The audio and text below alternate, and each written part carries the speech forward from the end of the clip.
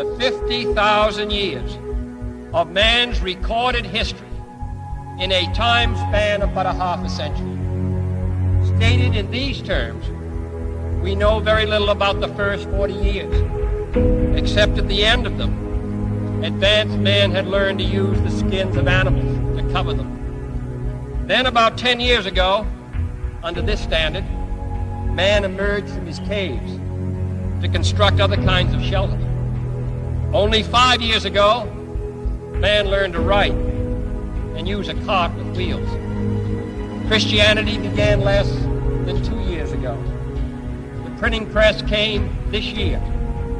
And then less than 2 months ago, during this whole 50-year span of human history, the steam engine provided a new source of power. Newton explored the meaning of gravity. Last month, electric lights and telephones and automobiles and airplanes became available. Only last week did we develop penicillin and television and nuclear power. And now, if America's new spacecraft succeeds in reaching Venus, we will have literally reached the stars before midnight tonight. This is a breathtaking pace, and such a pace cannot help but create new ills as it dispels old. New ignorance, new problems, new dangers. Surely the opening vistas of space promise high costs and hardships, as well as high reward. So it is not surprising that some would have us stay where we are a little longer, to rest, to wait. But this city of Houston, this state of Texas, this country of the United States was not built by those who waited and rested and wished to look behind them.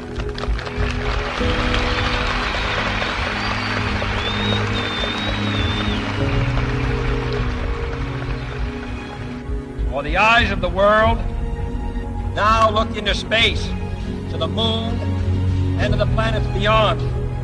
And we have vowed that we shall not see it governed by a hostile flag of conquest, but by a banner of freedom and peace. The exploration of space will go ahead, whether we join in it or not. And it is one of the great adventures of all time.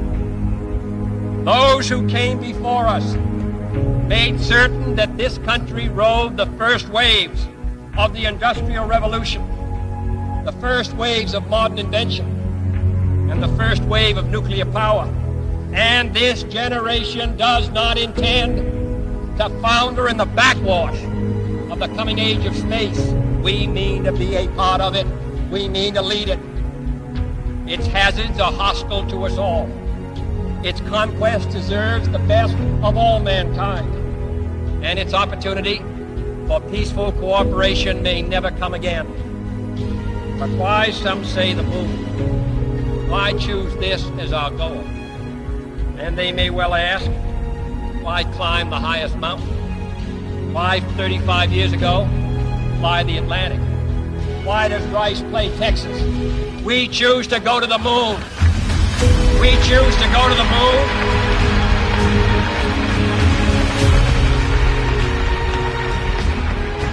We choose to go to the moon in this decade and do the other things, not because they are easy, but because they are hard. Because that goal will serve to organize and measure the best of our energies and skills.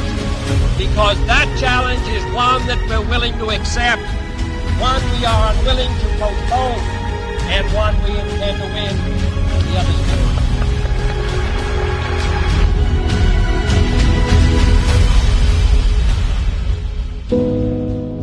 Houston,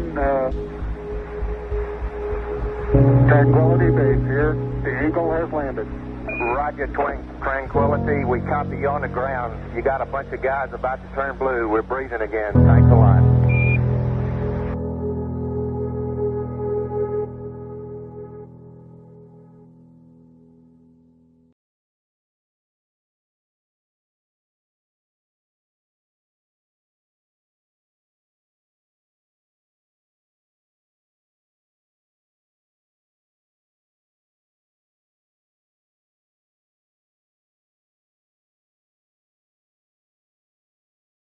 I think the momentous, most memorable thing that I can recall about that particular day was the opportunity while my two friends here were being put into the spacecraft to stand alone by myself out there and look at the rocket and the quietness and see the sun come up and the waves rolling in and the evidence of the millions of people watching, but nothing specific, and just so quiet, and to realize that indeed such a contrast was going to take place, all the frantic activity preparing the rocket, but it was so quiet up there for me personally, and that in a very few moments we were going to be departing in a great roar and off for a momentous event.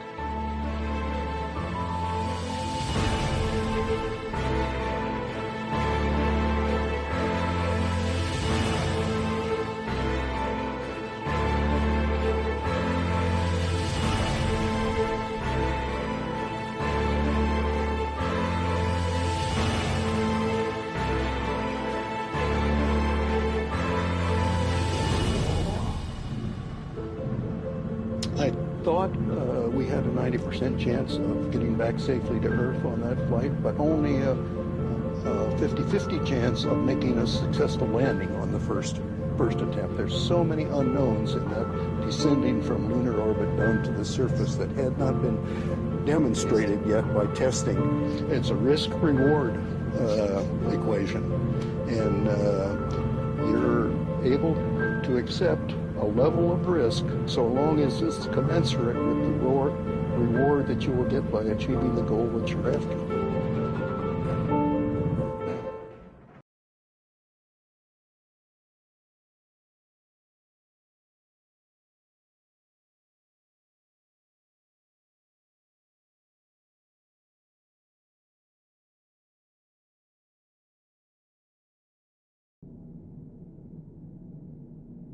T-minus 1 minute, 35 seconds on the Apollo mission, the flight to land of the first men on the moon.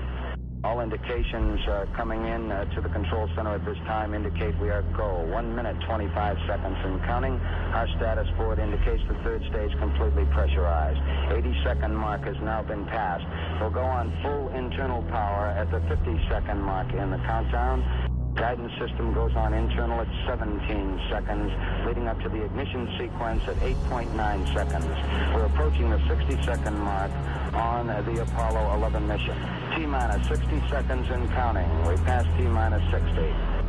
55 seconds and counting. Neil Armstrong just reported back. It's been a real smooth countdown. We passed the 50-second mark. Power transfer is complete.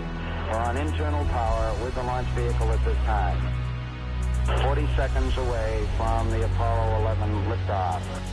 All the second stage tanks now pressurized. 35 seconds and counting. We are still go with Apollo 11. 30 seconds and counting. Astronauts report it feels good. T-minus 25 seconds. 20 seconds and counting. T-minus 15 seconds. Guidance is internal. 12, 11, 10, 9. Ignition sequence start. 6, 5, 4, 3, 2, 1, 0. All engine running. Liftoff. We have a liftoff. 32 minutes past the hour. Liftoff on Apollo 11. Tower clear. We got a roll program. Neil Armstrong reporting the roll and pitch program, which puts Apollo 11 on proper heading.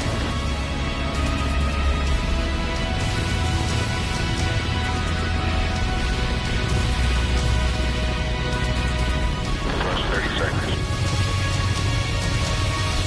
Roll complete and ignition provision.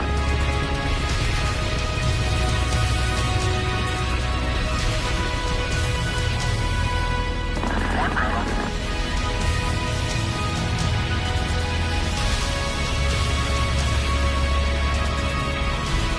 Altitude's 2 miles. Apollo 11 Houston, you're good at 1 minute. Downrange at 1 mile, altitude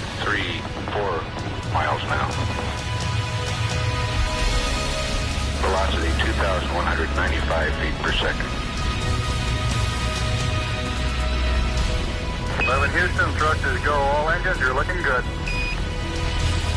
Hi, Roger. You're loud and clear, Houston.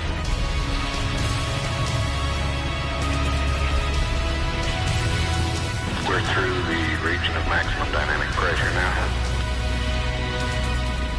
11 Houston, your guidance is converged. You're looking good. Set 8 miles downrange, 12 miles high. Velocity 4,000 feet per second. Stand by for mode 1, Charlie. Mark, mode 1, Charlie. 1, Charlie. Cliff Charlesworth taking a staging status. This is Houston, you are go for staging. Tower's going. Roger, tower. Inboard cutoff. Inboard engines out. I'm inboard cutoff.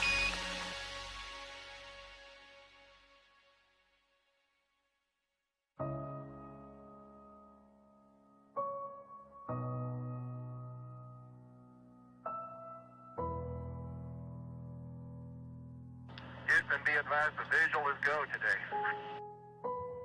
This is Houston, roger out. Yeah, they finally gave me a window to look out.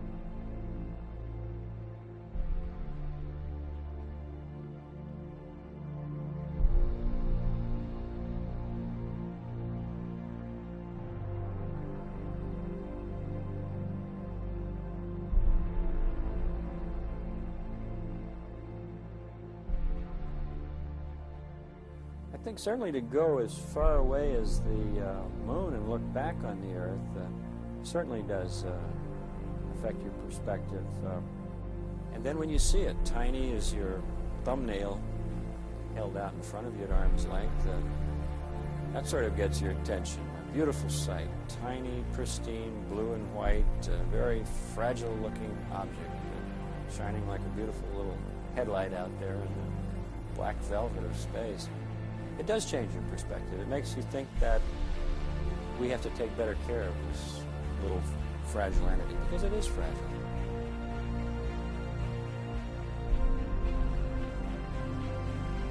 Apollo 11, this is Houston. Slightly less than 1 minute to ignition, and everything is go. Roger, Apollo 11's go.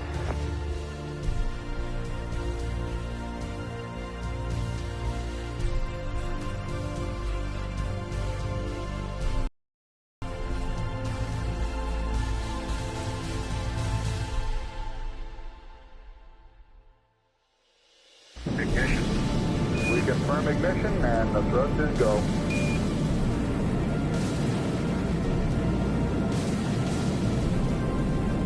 Apollo 11, this is Houston at 1 minute. Trajectory and guidance look good, and the stage is good.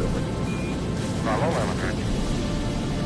We're showing velocity 35,570 feet per second.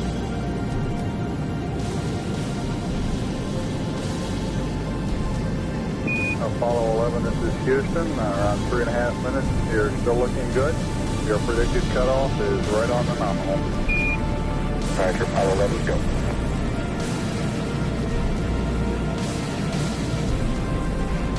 We're showing velocity 35,570 feet per second. Altitude 177 nautical miles.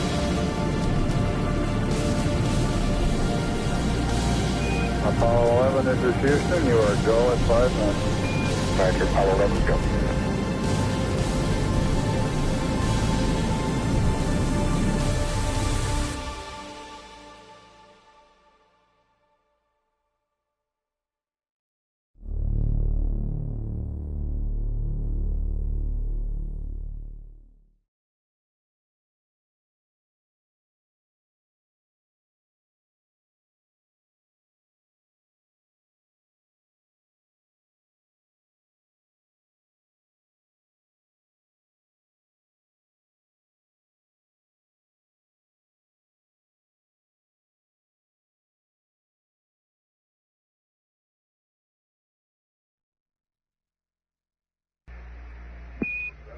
Apollo 11, this is Houston. Your go for separation. Our system's recommendation is arm both pyro buses, over. Okay, pyro B coming armed. My intent is to use bottle primary one as per the checklist, therefore I just turned day on. Roger, we concur with the logic.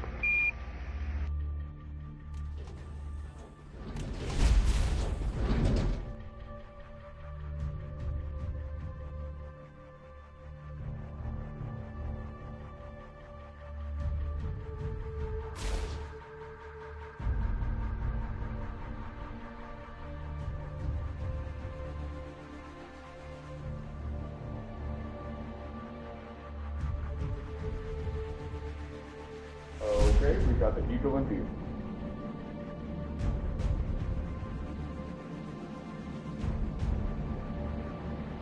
Moving forward.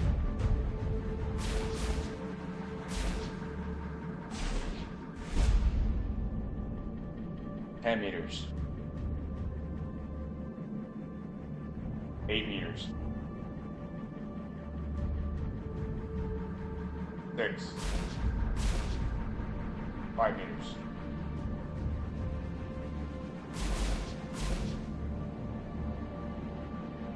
3.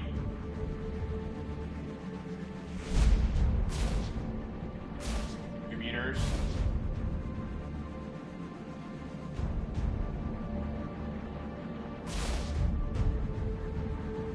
1 meter.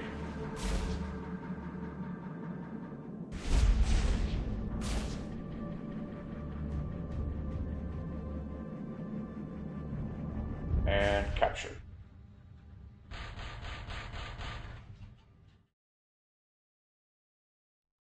Apollo 11, this is Houston. Radio check, over. Roger, we've got the high gain locked on now, I believe, auto track and now. Okay, you're coming in loud and clear, but Mike is just barely readable. Hello, it's Neil. How are you reading, Mike? Loud and clear now, Mike, and we understand that you are docked. That's fine. Houston, we're ready for LEM ejection. Roger, go for LEM ejection. Thank you.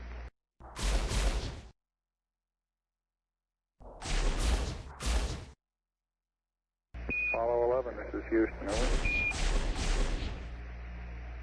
Roger, Houston, Apollo 11, go ahead. Roger, could you give us some comments on how the transposition and docking went, over? Yeah, I thought it went pretty well, Houston, although I expect I used more gas than I've been using in the simulator.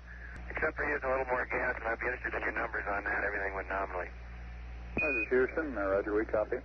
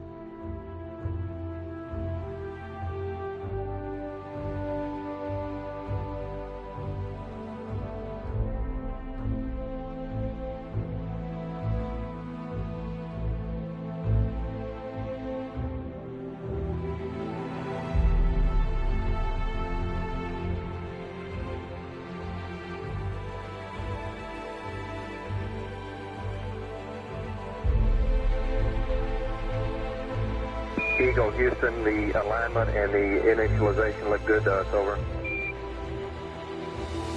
Roger, thank you.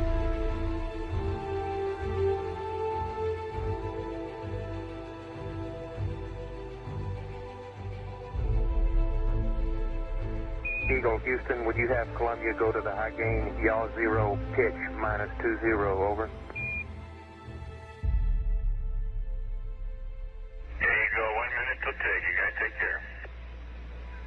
later.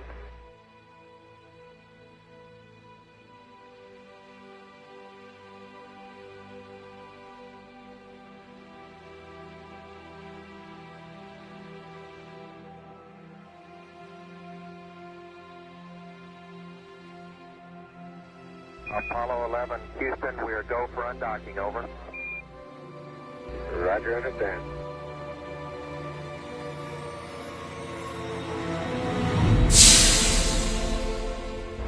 Roger, Eagle, undock. Roger, how does it look? The Eagle has wings. Roger.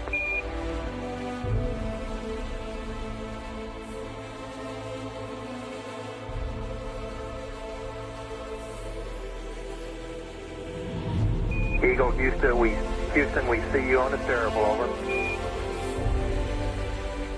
I do believe you got thrusters on board that vehicle. Okay, you've got it. Do it, data. Roger, let us know when you're ready to copy. We have a DOI pad and a PDI pad, over. Guidance says we're go. Coming up on 5 minutes to ignition, Gene Kranz getting a go, no-go for descent. Okay, all flight controllers, I'm going around the horn. Make your go, no-goes based on the data you had for an LOS. See, we got it back. Give you another few seconds. We're going, flying. Okay, retro, go. Fido, go. Guide, go. Control, go. Telcom, go. Ginsey, go. Ecom, go. Surgeon, go. Capcom, we're go to continue PDI.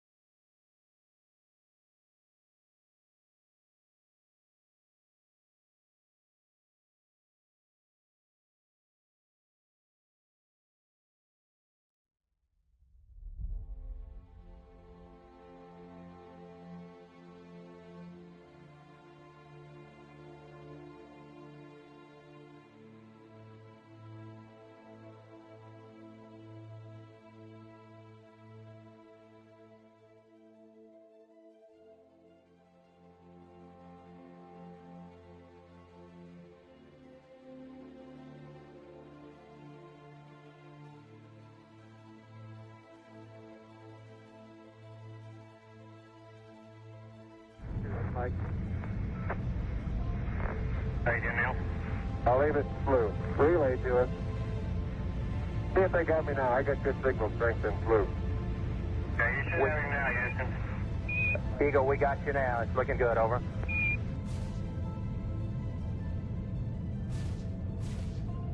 Eagle, Houston, after yaw around, angled S-band pitch, -9er, yaw, +18.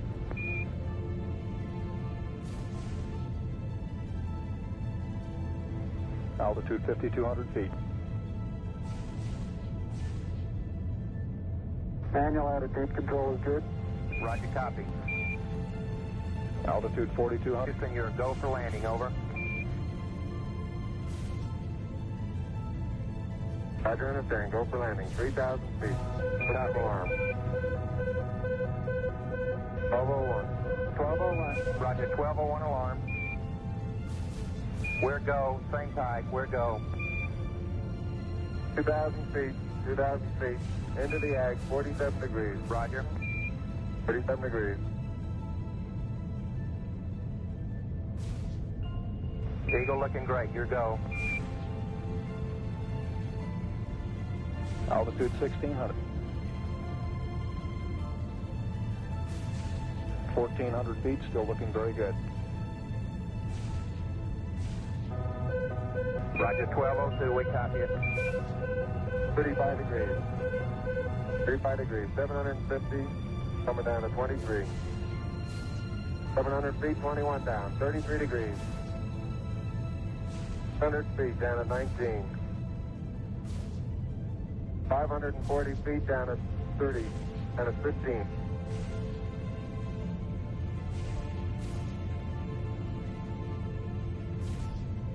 At 400 feet down at 9. Gate forward.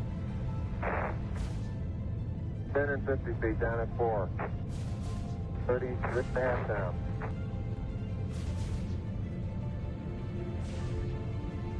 They're pegged on horizontal velocity. 300 feet down, 3.5. 47 forward. On 1.5 down. 70.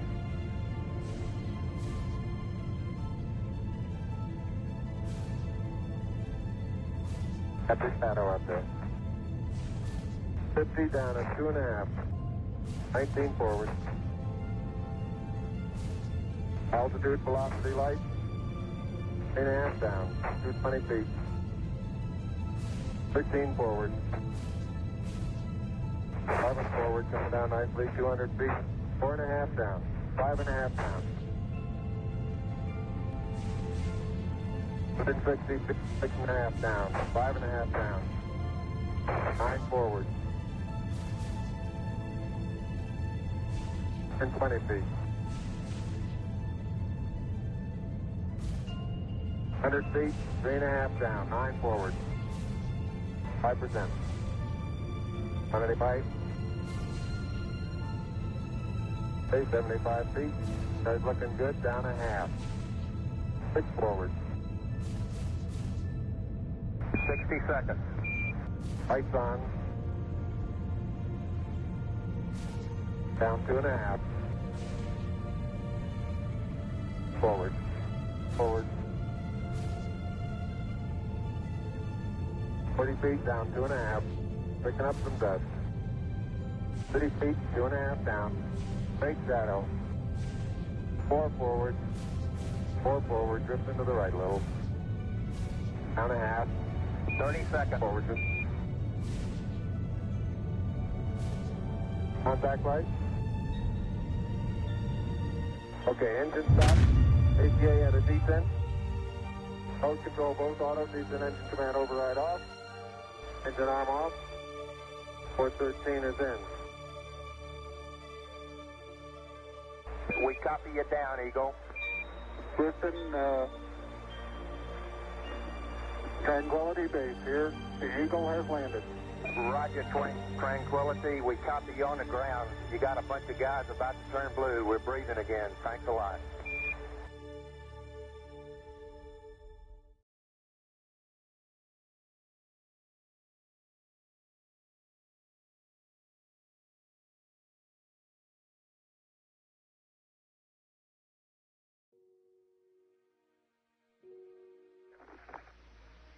I'm at the foot of the ladder. The limb footbeds are only depressed in the surface about 1 or 2 inches. Although the surface appears to be very, very fine-grained as you get close to it. It's almost like a powder. Ground mass is very fine. I'm going to step off the limb now. That's one small step for man, one giant leap for mankind. As the surface is fine and powdery, I can pick it up loosely with my toe. It does adhere in fine layers, like powdered charcoal, to the sole and sides of my boot. I only go in a small fraction of an inch, maybe an eighth of an inch, but I can see the footprints of my boots and the treads and the fine sandy particles. Yeah, this is Houston. We're copying.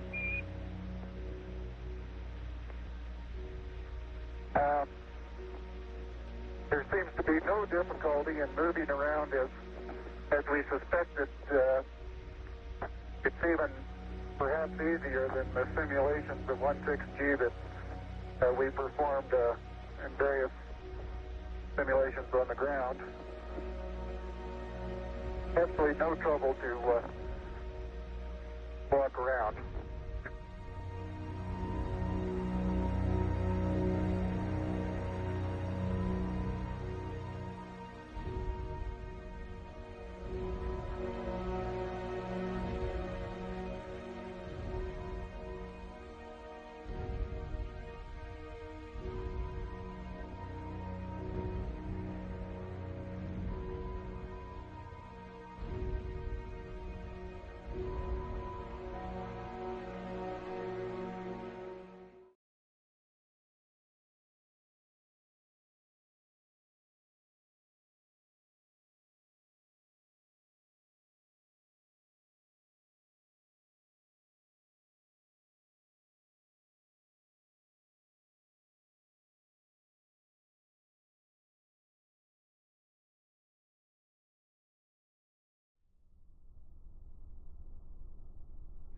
Neil and Buzz, the President of the United States is in his office now and would like to say a few words to you. Over. That would be an honor. Go ahead, Mr. President. This is Houston out. Hello, Neil and Buzz. I'm talking to you by telephone from the Oval Room at the White House. And this certainly has to be the most historic telephone call ever made. I just can't tell you how proud we all are of what you do. For every American, this has to be the proudest day of our lives. And for people all over the world, I am sure they too join with America in recognizing what an immense feat this is. Because of what you have done, the heavens have become a part of man's world. And as you talk to us from the Sea of Tranquility, it inspires us to redouble our efforts to bring peace and tranquility to Earth. For one priceless moment in the whole history of man, all the people on this Earth are truly one. One in their pride in what you have done, and one in our prayers that you will return safely to Earth. Thank you, Mr. President. It's a great honor and privilege for us to be here representing not only the United States, but men of peace of all nations, and with interest and a curiosity and with a vision for the future. Honor for us to be able to participate here today. And thank you very much, and I look forward, all of us look forward to seeing you on the Hornet on Thursday.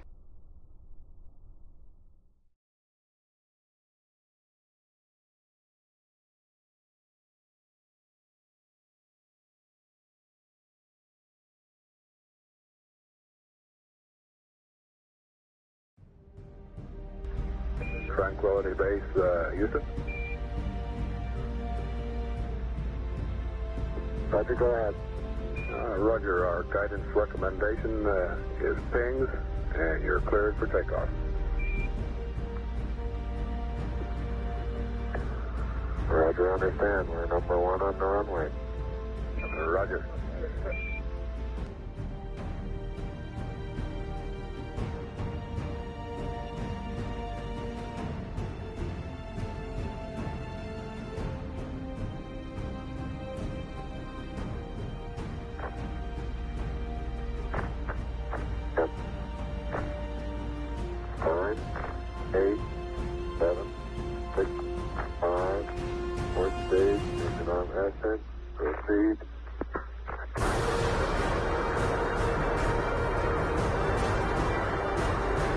Beautiful. 26, 36 feet per second up. 5 to the pitch over. Very smooth.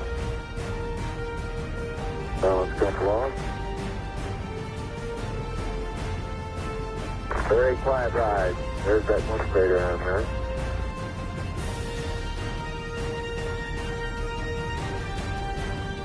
Thousand feet high, 80 feet per second vertical rise. Here you go, Houston. Request manual start override. Roger. 2,600 feet altitude. Here you go, Houston. You're looking good to us.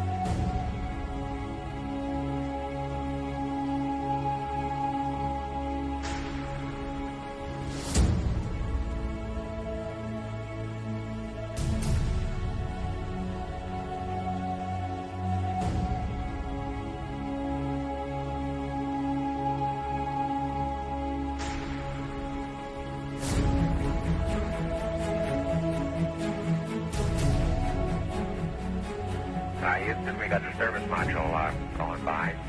Roger, thank you. And it's rotating just like it should be. Thrusters are firing.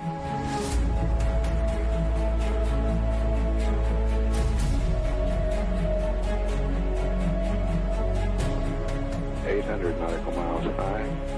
Velocity 33,000 feet per second.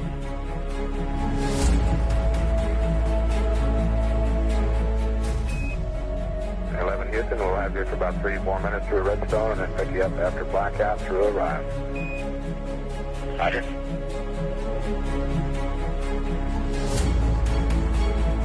Guidance reports Apollo 11 right down the middle of the corridor. And 11 Houston, you're going over the hill there shortly. You're looking mighty fine to us. See you later.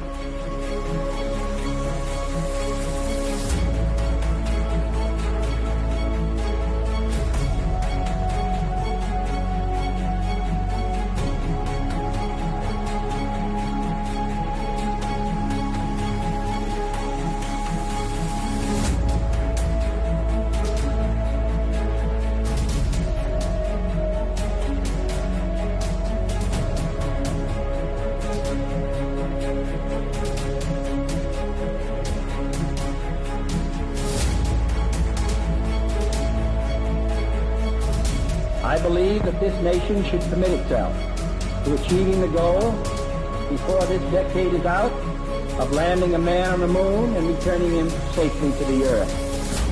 No single space project in this period will be more impressive to mankind or more important for the long-range exploration of space, and none will be so difficult or expensive to accomplish.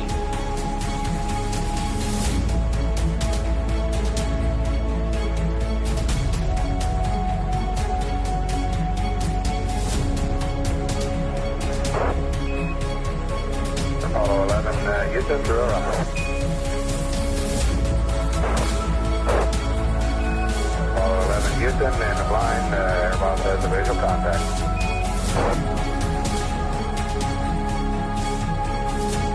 Apollo 11, Houston, standing by for your disk reading, over. Apollo 11, this is Hornet, over. Apollo 11, reading the light clear. Our position 1330, 16915. Aircraft reports visual with 3 full tubes. Down and condition of crew, over. Condition of crew, 3,500 feet on the way down. 11 is Hornet, copy. 11 Hornet, what's your splash down arrow, over? Okay, our splash down here is our latitude 1330, 16 knots.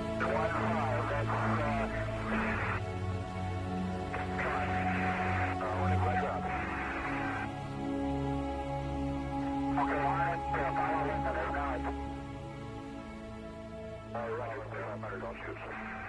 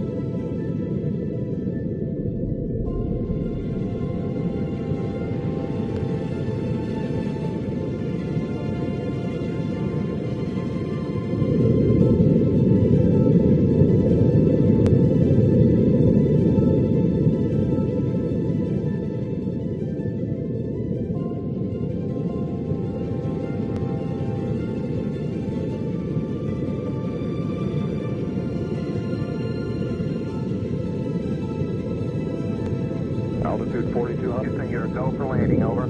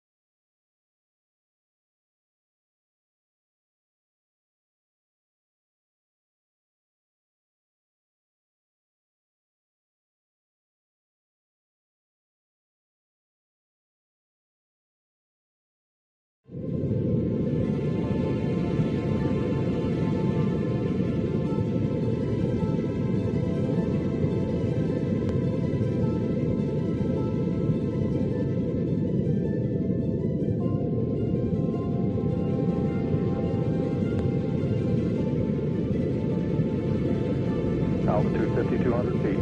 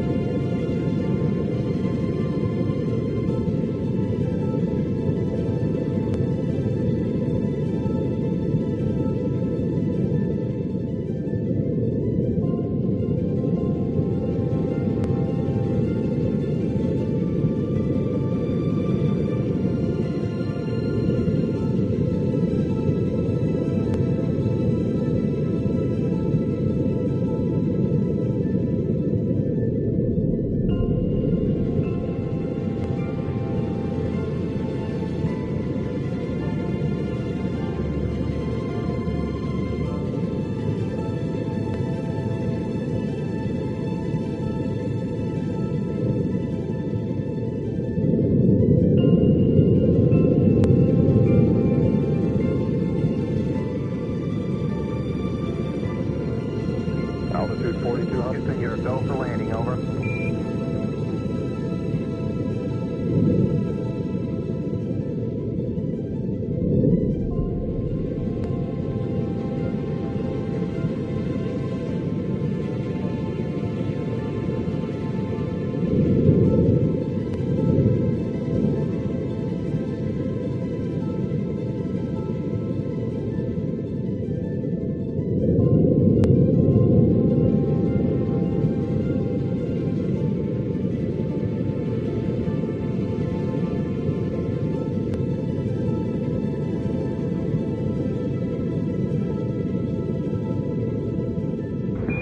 seconds.